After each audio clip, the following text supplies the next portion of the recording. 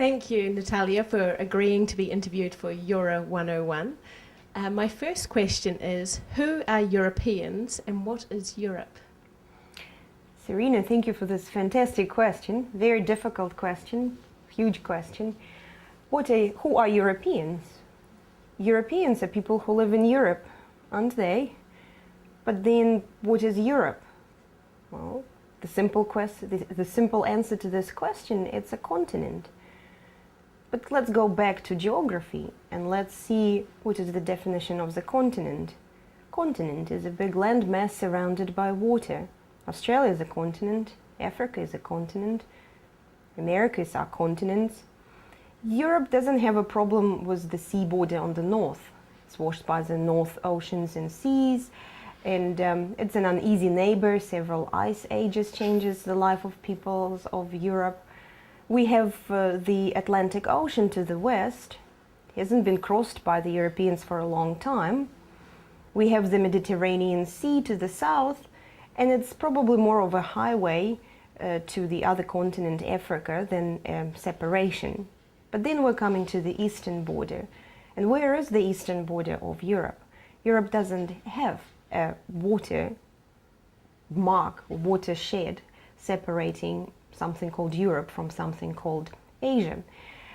So for some people, Europe is actually a peninsula of a larger continent called Eurasia.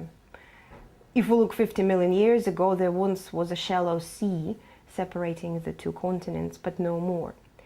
The convention is shifting all the time. So the border of Europe in the east, for the ancient Greeks, it was the Don River. At the moment, the convention is that the border between Europe and Asia is the Ural Mountains. However, it's a very recent, historically new convention. It was proposed by a Swedish surveyor and taken on board at the times of Catherine the Great, so we're talking 18th century. So it's a very new vision. Nobody tells that in the future, this particular vision couldn't change, and the border shifts somewhere further to the south or to the east. The big question, for example, is Ukraine a European country? We're watching events in Ukraine which started because of Ukraine's desire to be with Europe vis-a-vis, again, Ukraine's desire to be with Russia. Geography is not simple because for people of Ukraine, it means a little bit more to be European, to be with Europe, or not to be with Europe. On this note, is Russia a European country? 1/3 of Russia geographically is in Europe, but 2/3 in Asia. In Asia-Europe meeting, Russia chose to join on an Asian side, not on an European side. Is Turkey a European country? For more than 50 years, Turkey tries to be the member of the European Union, but one of the reasons and one of the views is that only a tiny part of Turkey is in Europe, the rest of it is in Asia. But geography or geographical classification is a convention.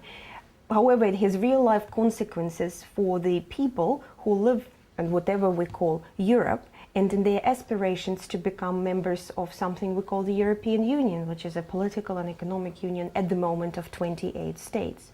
And very often geography is used in this particular debate as an argument for or against European integration.